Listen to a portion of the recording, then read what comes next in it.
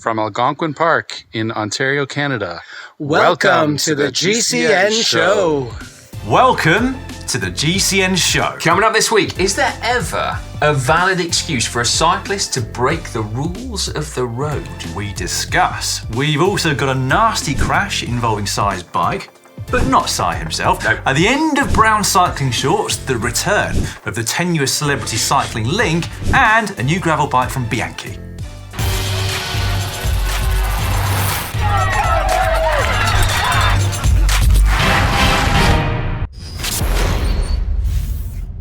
This week in the world of cycling, we learned that you should be careful lending your beloved road bike to anyone, particularly a mountain biker and let alone a GMBN presenter. Look away now. Here is Isaac Mundy giving it some beans down a slightly dicey looking Italian road. Coming in hot. Ouch. Oh. And that was your bike, right? That was my bike, yeah. You know, Isaac used to be a pro roadie. I do know, yeah. I think he's got a bit rusty. Maybe he's just got used to 150 millimetres of suspension and massive knobbly Seems tyres. that way, doesn't it? Yeah. Although it can take a while to adapt, can't it? As Peter Sagan has found out, doing it the other way around. This video was captured by three-time Enduro World Cup winner Simona Kuchinkova of Oko Everywhere Racing. Oh, ouch again. Yes. I think it's harder going that way in Sagan's defence. So. And she did say that if Sagan keeps practising, he's going to have some serious stees. Oh, is that a good thing? Serious stees? Style with ease, Dan. Oh, wow. like you, mate. To be fair, I think it's fair to say cycling can just be hard. Here are two pro cyclocross riders actually doing what they're supposed to be doing, cyclocross. Well, I mean, I shouldn't laugh.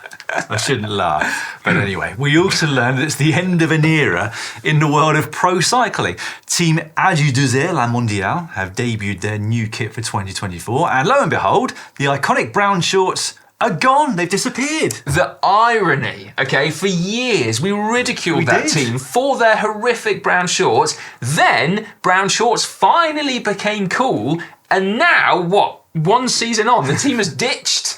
Well, that's the thing about being a style icon, Si. Rules do not apply to us style icons. We need to be ahead of the game constantly. And that leads us nicely onto our main talking point this week.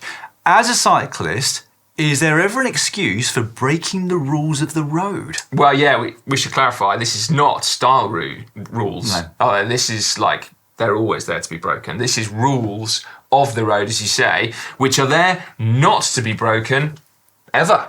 Well, are they? I mean, it seems like it's up for debate to me. Two things have cropped up. So firstly, we spotted this opinion piece in the Scottish newspaper The Herald, entitled, "I'm a cyclist and skip red lights and use the pavement." What a title. That is a bit punchy, isn't it? To sum up, the writer justifies skipping red lights in order not to hold up irritated motorists waiting behind and therefore preserving their own safety as the cyclist, and then taking pavements where they say it's safe to do so to avoid busy and therefore dangerous roads. And then a recent argument has broken out in the UK time trialling scene about whether or not events can still be run through areas when 20-mile-per-hour speed limits are enforced, after the governing body has ruled to prevent courses that include lower speed limit areas. Yeah, now most competitors, I mean even you, potentially if you pinned a number on again, would be breaking the speed limit. Could do, maybe. Yeah, with a tailwind downhill. Anyway, it actually gets a little bit complicated, okay, because in the UK, speed limits apparently don't apply to bikes. So legally, you can cycle through in excess of 20 miles an hour. Yeah, so the argument therefore is more about whether or not we should. Yes, they should, I guess, because if you're excluded from this. I reckon I could do more than 20 miles per hour. Downhill Even with now. tailwind. Well, yes, you've already said that. Anyway, having delved into the murky depths of time trialling forums, the people who seem to be arguing against the new rules say that 1, legally speed limits do not apply, and that 2, ethically, they don't apply either, because bikes are responsible for a fraction of the number of pedestrian deaths and injuries as motor vehicles are, and therefore cyclists are exempt from these new lower limits in terms of speed limits. So, do the rules not apply because we're not as bad as and also more vulnerable than cars? It's a really tricky one, isn't it? It really is, the more you think about it. Well, yeah, as I see it, right, there are two issues here. One is the either actual or theorised risks that cyclists pose to other people. Because as human beings, we all have a responsibility not to put other people at risk with our own actions. Yeah. Right? Yeah, so I think that breaking the speed limit in a time trial is potentially putting people at risk, isn't it? Even if the risk is less than if, instead of being on a time trial bike, you were at the wheel of a motor vehicle. Yeah. Yeah, so it's less than, but there is still a risk, right? And the same goes for riding on the pavement too. I think it's perfectly possible to ride alongside pedestrians on shared paths. We do it a lot, like that's bike infrastructure here in the UK for certain. And no harm needs to come to anyone, but you have to be considerate. Well, you definitely need to be considerate, whether you're behind the wheel or on a bike, don't you? Yeah. The second point is the optics of it all. How does it look to other people?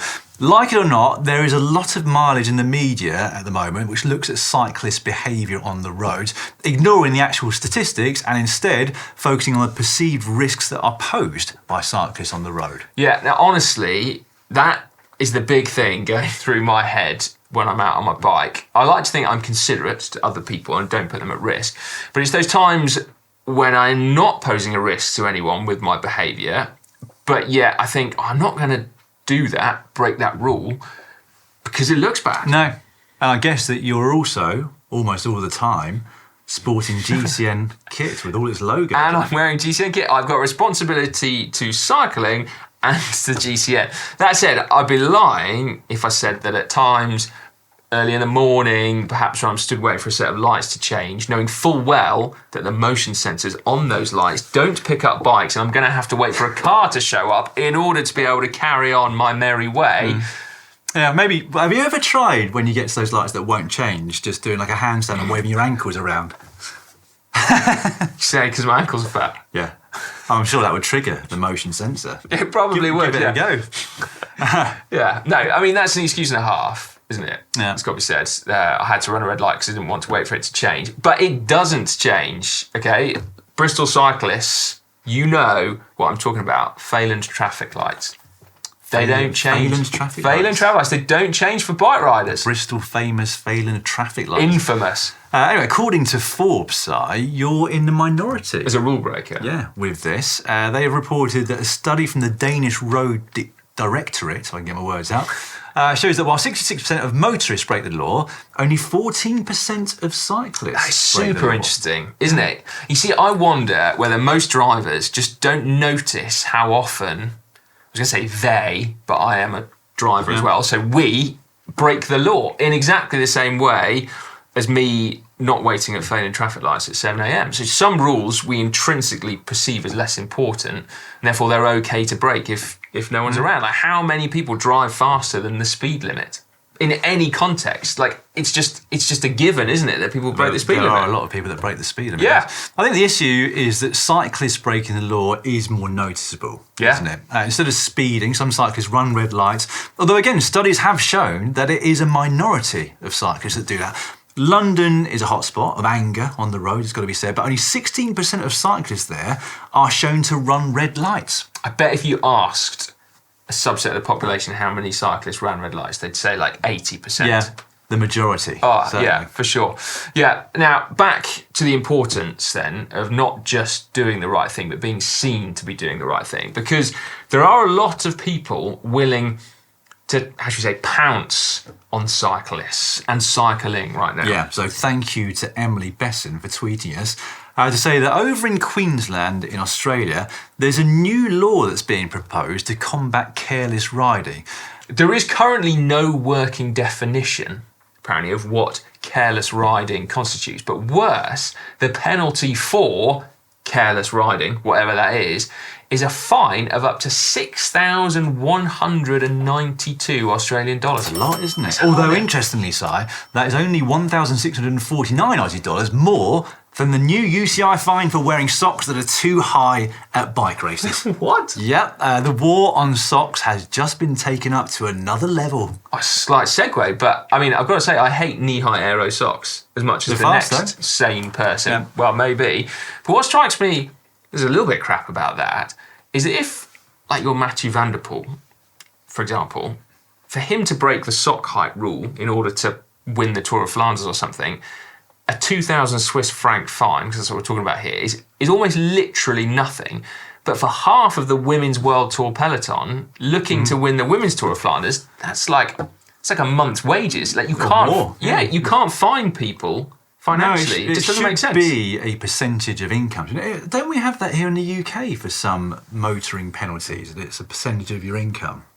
I think there is some sort of need to look that up. We probably should. Got that completely wrong. Anyway, to a certain extent, I guess you could say the same about traffic fines as well, couldn't you? So let's get back to the original point rather than talking about sock length and fines. Is it ever okay to break the rules of the road as a cyclist? Well, what do you think? I've said my piece about failing infamous traffic lights.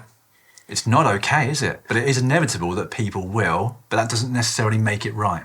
I'm sort of towing the line here. You are a little bit. I mean, well, I don't know. What do you lot think? Because it is a tricky one, isn't it? Like, as car drivers, like, rule breaking is, it's just part and parcel of driving. 80% of drivers do it or whatever. But yeah, as cyclists, a much smaller proportion. I don't think they should run time trials through 20-mile-an-hour speed limits. No, I think it sends out the wrong message. Because with all the aero gains, etc., even Ollie can do more than 30 miles an hour. And I'm joking, but they do go fast, don't they? They do get really with the fast, modern equipment, often with their heads down. So I don't think it's the right thing to do. No. I used to live near Clermont-Ferrand, France, and there was a roundabout near there where you could see for miles. It was really open, and it was a slight dog leg to the left. And so I used to go on the wrong side of the roundabout if I could see that there was no other traffic coming from any direction, because it meant I didn't have to scrub as much speed off. So I was breaking the law, really. Did you get told off by the gendarme? No, I'd never do it if there was anyone in sight.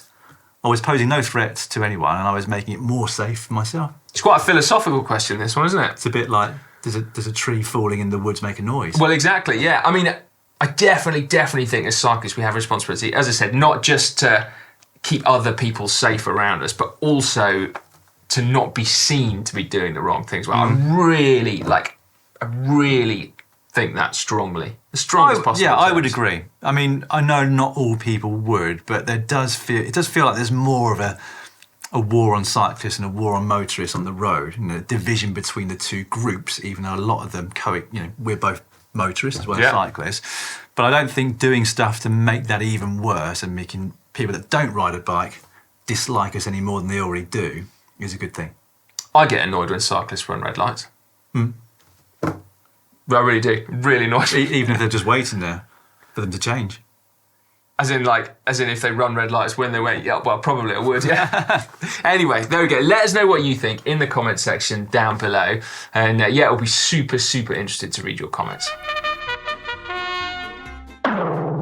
And now it's time for cycling shorts. Cycling shorts now, and this seems like an appropriate time to pay more homage to brown shorts in the pro peloton. As we said earlier, it's really ironic, isn't it, that for years we have been very disparaging when talking about AG2R's kit and whether it's hot or not. Normally not because of the brown shorts.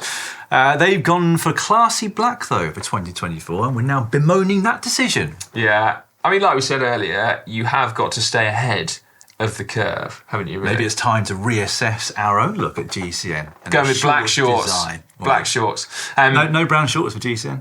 No. Did you know, by the way, Connor has been, how cool is this, right? Connor has been bike packing with Greg Van Avermaet in Peru. This is for a GCN Plus film. Anyway, we'll see the light of day, but I couldn't help but notice when I saw a picture of Greg Van Avermaet pushing Connor's bike for him, that Greg was head to toe in brown kit. He looked like a bike packing ninja. He looked so cool. Yeah. There we go. Well, he's still got all the fitness of a World Tour pro, hasn't he? As Connor found out.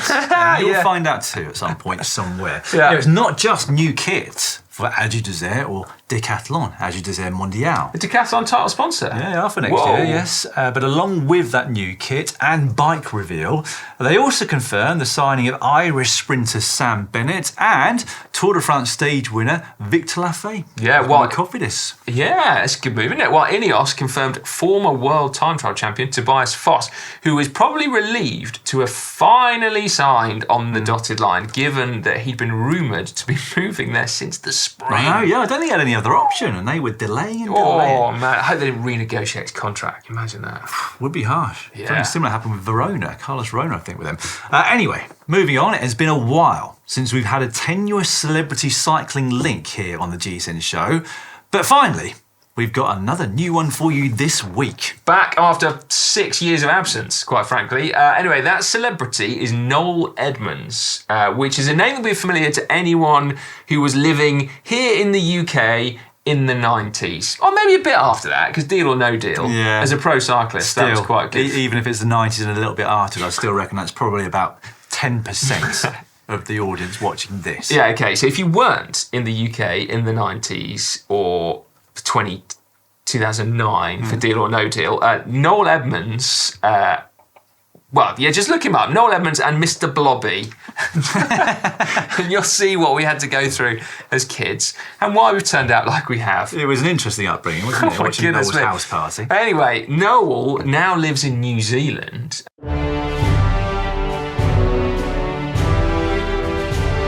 Okay, and he's made a video to say that he feels like a bike path that passes his restaurant is unsafe. This being the Tasman Great Taste Trail around Nelson, Tasman. Now, whilst you might initially think that Edmonds is anti-cycling, taking a not in my backyard attitude, it's actually quite the opposite at the moment, anyway.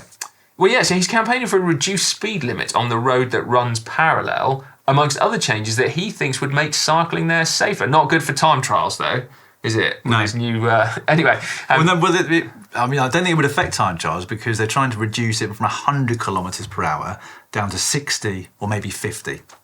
Well, so it would go from like Ollie Bridgewood speeds down to like your speed, basically. Well, I mean, if you think I can do 50 k's per hour, I'll go with No, that. not a chance. Not even with aero socks. Anyway, he has stopped short of allowing his own land to be used for a safer bike path, we should say. Yeah, that was one of the suggestions put forward, and he said no deal. It's a joke that 10% of our audience will get. I think 0% They don't need will to laugh at that. it. They don't need to laugh at it, Si, because I laughed at my own joke, like I do with my captions. Yeah. Now, we're going to move on now to a brand new world record. Can I stop you there just for one sec? True story, Noel Edmonds used to own or still owns a house that's on one of my commutes to work. Oh, does he? Yeah, but he never shouted at me when I was on the bike. No. So it's a very big house with very large grounds. So Well, we've kept this tenuous link going up for a long time. there we have, yeah. Anyway. That's been worth hanging on for. And let's get back to this world record. Okay, shall we? right, go on then. Which was set recently by Australian ultra-endurance cyclist Jack Thompson, adding another one to his already long list of world records. Basically, he recorded the fastest known time over the Munda Biddy bike path in Australia. Now, at 1,067 kilometres, it is the longest continuous bike trail in Australia, and Thompson covered it in just 2 days, 12 hours and 15 minutes, shaving off 5 hours from the previous best time. The previous best time was over a distance that was 20k shorter, apparently, as well. Doesn't do things by halves, Jack, does No, he? I tell you what, I hope it doesn't go through Queensland and he gets hit with a $6,000 fine for inconsiderate cycling. You've got to be careful setting fastest known times. No, that'd be an expensive world record there, wouldn't he? Absolutely. Right, would you like to hear about a brand new bike? Yes, Right. I would, yeah. It comes from Bianchi, and it's their new speed gravel bike called the Impulso RC, or in their native language, the Impulso RC. Whoa! Now this there is we normally go. the part of the show where you read out the marketing jargon in a sort of marketeer's voice style. Yeah, my isn't it? voiceover voice. You want me to do it? Well, I've got to say there isn't a whole lot of marketing jargon. Really? You can give it a go if you want, though. Okay. Give it a go. Right. The, what do you say? Impulso RC. RC. The Impulso RC, the Impulso RC, is the highest form of Bianchi's racing spirit, now applied to gravel. Actually, now you say it like that, I guess there That's is a little bit of It's a bit marketing jargon jargony, there. yeah. But that is about it. So fair play Bianchi marketing team for not bigging it up too much. About the bike, or the bikes actually, we should say, because there were 3 models, the Impulso range.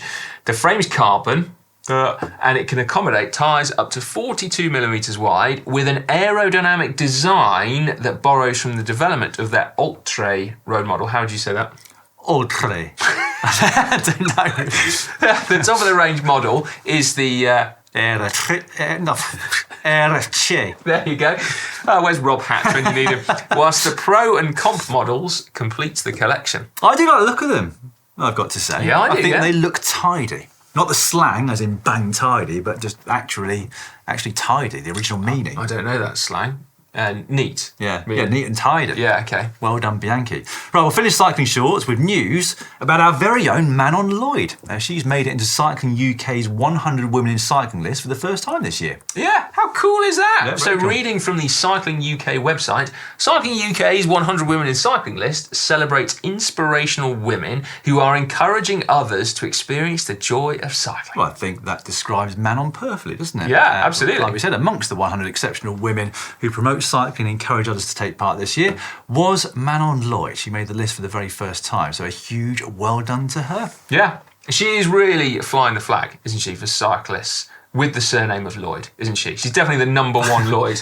Annoyingly, I've got to say that yes, she is. Yeah, still, she's the fastest Lloyd as well. Yeah. Definitely the best sprinter. Well, I mean, we can carry on with this for a long time. Yeah. We don't need to go too far. Yeah. Anyway, should we leave it there? But let's leave it there. Well done, Manon. Hack /bodge of the week now. Just before we get on to them this week, quick update on how you can upload them moving forward. As you know, the GCN app is shutting down on the 19th of December. So until that point, please continue to upload your hacks and bodges or bikes for Bike Vault to the GCN app because we can still see them being uploaded and choose them from there. We are, however, working on an uploader that can be integrated into the GCN website, globalcyclingnetwork.com. Once that's ready, we will let you know. But like I said, until the 19th of December, please continue with the app. Well, yeah, keep using it, keep enjoying it. Right. Savour every moment, Dan. Yeah, I know. It's gonna go past in an instant, isn't it? Yeah, well, Be there yeah. before we know it. Right then. First up this week, we have this in from Accelerate. Mounting tabs broke off my V2 Wahoo Element rope. Since I already have a 3D printer, I decided to make a new back cover with new mounting tabs. A new cover has a bigger surface and is better than just gluing the circular mount on the back. Back cover of the Roam had to be flattened and roughened a bit so epoxy would stick, but now with the new back cover it's as good as new and I can use my Wahoo again. Fair play to you. As you well know, we love a bit of 3D printing. Do, yes. We're just suckers for anything that was completely over our heads. But I'm impressed with that. Like next level, that's a full-blown hack. It's certainly something that I don't think Si could do ourselves. No, absolutely not. That No. applies to most hacks of bodges, even Yes. if we vote their bodge. But Absolutely. I'm going hack, and I assume you are too. Yep. And 93% of voters, who was a 7% that said that was a bodge, seriously. Yeah. Right, next up, we've got this one from catchy username, UMZYV9MUPC. You could have tried a bit harder with that one, couldn't you? Anyway, unless of course your name is Umzi9Mupuk. But I'm digressing here. How to recycle old bike wheels. These are smart light controlled clocks, brackets, Alexa, Google, etc. I mean, they do look quite nice, if perhaps quite bulky for use around the home. You say you don't like mountain bike tyres? Well, yeah, there is a mountain bike tyre, That's isn't what I mean, yeah, it's a bit bulky, isn't it? Yeah, I mean, it's a very cool clock. Like, I don't think I would see it in a want cafe. it. Yeah, like a bike workshop, maybe. Yeah. Yeah.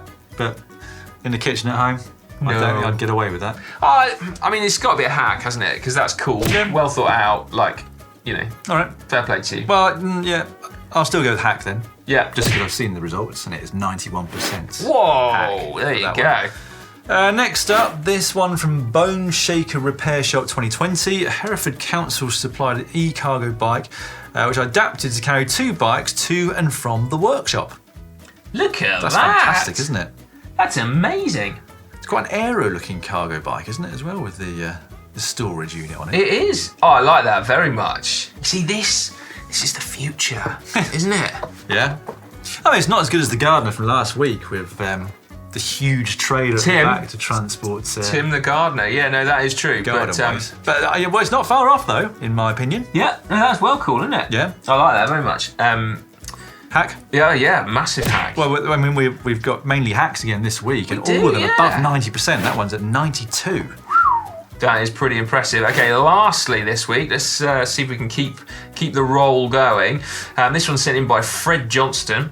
it can be hard to get a small bike pump in a saddlebag. Yes, it can. Most of the time I do not. I don't think I've ever tried. Just stick it in your back pocket. But no, my bikes, says Fred, have Brooks saddles which have enclosed noses. One end of the pump fits up into the nose, and I velcro the pump to the seat area. It seems to work pretty well, and I know that I won't leave home without it. Now, the first photo had me slightly perplexed because I thought, well, that Looked a bit uncomfortable. yeah, you're going to know whether you've left home without it because your saddle will suddenly become comfortable. But no, it goes underneath, doesn't it? Underneath the saddle.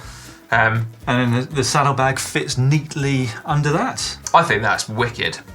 I don't like these shows where it's all hacks. I like to be quite disparaging and critical about certain things, but I think it's going to be an all hack week. I can't say that that's a bodge at all. Yeah, I mean, it's brilliant, isn't it? I'd worry that it might fall off, you know. Yeah, there is that worry, isn't there? But Yeah, you didn't have that worry with frame pumps because you just heard them, or they just go through your front wheel. God, I hate frame pumps. Really? Yeah, I hate frame pumps. Why? So How amazing for pumping tyres up. Yeah, but like, how often? We literally made a video about this like about a decade ago. How often do you need to use a pump when you're out and about? Well, when you were riding was 20 hours a week? yeah, quite well, fair bit. Did you? I'd say in the winter, on average, at least a couple of times a week. Nah. Yeah.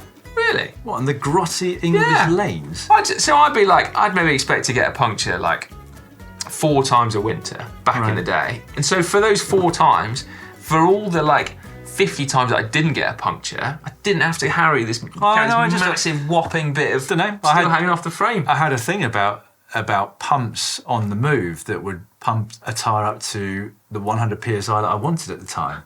So after I had a frame pump, I then had one of those Topeak mini morph pumps with it was like a mini track pump. Great.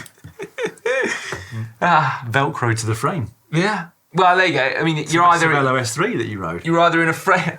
Just travesty. You're either in a frame pump camp or you're in a tiny little mini pump camp. I think. Yeah. So let us know who's right, who's wrong. So what are we saying? Hack. Yeah. I mean, a fourth hack from 4. So please upload your bodges to the GCN app, ready for next week's show. The worse, the better. If you see what I mean. It's time now for Caption Competition, that part of the show where you get a chance to get your hands on a coveted GCN Elite water bottle. All you got to do is put a witty caption in the comment section down below. We'll give you the photo in a minute, but we'll start, as always, with the results from last week. This is last week's photo from the Cyclists World Cup off-camber section, no feet in the pedals. And our winner is, look mum, no feet. And that came in from Mark Templeton 8909. When I'm Mark, get in touch and we will get your GCN Elite water bottle out to you. Dan, can I just check you didn't pick it because Mark also said, great show as always, team. Yeah, that sort of stuff always helps. I mean, he bribed you with a nice comment. Yeah. I mean, if anyone would like to put their caption and then underneath it put, Dan's my favourite GCN presenter, quite likely to win yourself a bottle. Depending on who is looking at that part of the show. Oh, God. Okay. Well done to Mark. Get in touch with us on Facebook with your address. We'll get a bottle sent out to you. This week's photo comes from the podium of another UCI Cyclocross World Cup from Dublin. So what is he drinking? He's drinking Guinness size in Dublin. Oh, yeah, but... Might be 0%, not 100% sure on that, but... It's all right. It looked a bit like... It looked very red, yeah. Like a vampire. Yeah. Anyway, I shall get you started. See, it's not just footballers who can dribble. Yeah. Soccer players. That's good, mate. I like that. Thanks very much. Very good. Yeah, brilliant. Yeah, you have yourself a bottle for that one. Right. I was trying to go with something with the Guinness tagline of it. Good things come to those who Good wait. things come to those who wait, but maybe somebody else can. I couldn't. There you go. All right, well, get involved in the comment section down below. That is a good photo. Pim Ronha. And we'll pick a winner next week. Or Dan will pick a winner that's really complimentary about him. Probably if you say you like frame pumps. Oh, I'm looking forward to reading the comments this week. We will shortly let you know what's coming up on the GCN channel and on GCN Plus over the next week. But first up, a few of our favourite comments from the previous 7 days worth of videos. That's right. We're going to start with the show from last week where we asked you what you would like for the future of cycling. Brilliantly, thankfully, many of you said you'd like a cycling-specific app that shows live racing and documentaries. So thank you very much for that. Genuinely, I don't want to sound facetious, but no, that was cool. But I like this one as well from Can't Eat Cheese. I want road disc brake rotors to get so big that we all go back to rim brakes. Very good, very good. Yeah. Well, we're old enough to remember hydraulic rim brakes, aren't we? I've got some at home still. Dan's old enough to have actually Rally got some. titanium mountain bike. Yeah. I've even got some spare brake pads in my toolbox. There you go. For those Magura hydraulic brakes. They were susceptible to crushing weak rims, weren't Yeah. they? Yeah, and, powerful, yeah. Yeah, and they wore your rims out. Yeah. Yeah, so I don't think you want to go back there, to be honest with you. But anyway, Probably not. Also, we had quite a few comments along the lines of pfunk9723 who said, with the cancellation of the app, will we see more of John Canning's? I certainly hope so. Classic guy.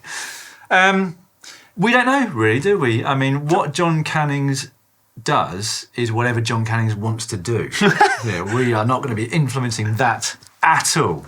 So maybe, but we can't guarantee it. No, but if for those of you that don't know, John is incredibly active behind the scenes, basically working on the app, on the website, doing community stuff. Yep. So yeah, a lot of what you know and love about GCN is because of John. Yes. So yeah, there you go.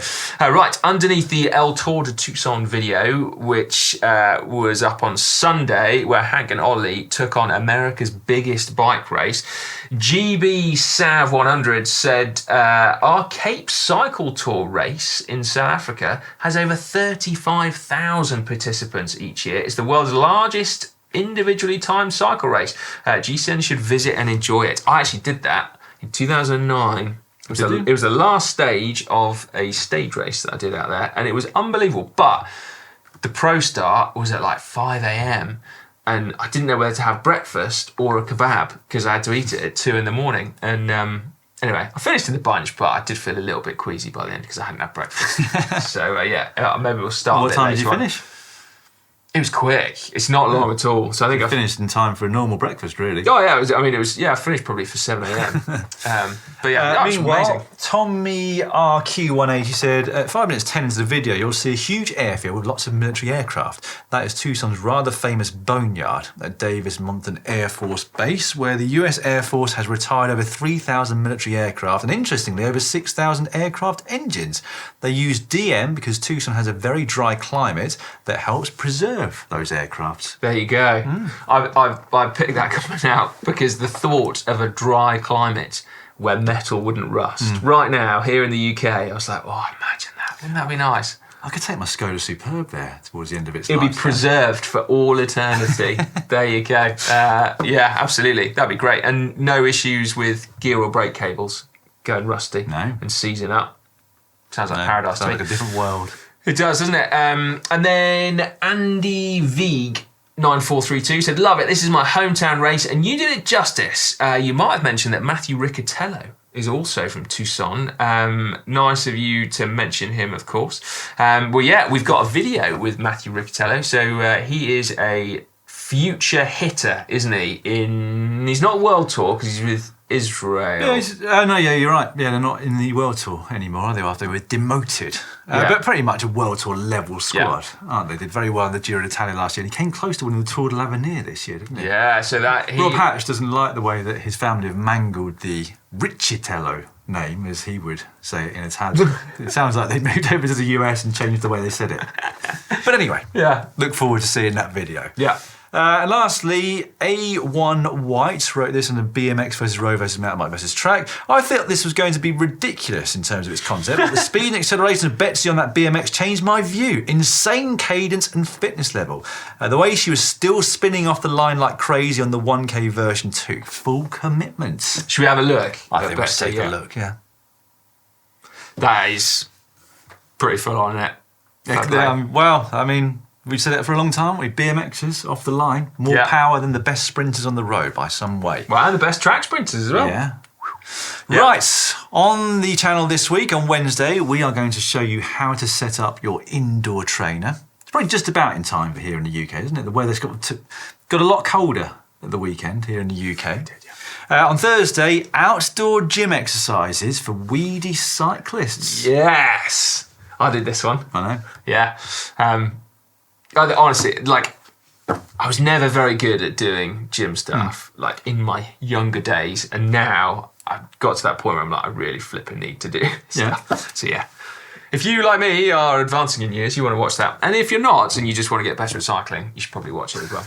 And I'll watch then. you should, mate. You should, for 2 reasons. Anyway, on Friday, Zwift Academy time. We've got 2 people doing Zwift Academy for us. Killian Kelly, who is a Zwift Academy veteran, but not necessarily a regular cyclist, you say. He's kind of a bit like up and down with his participation levels.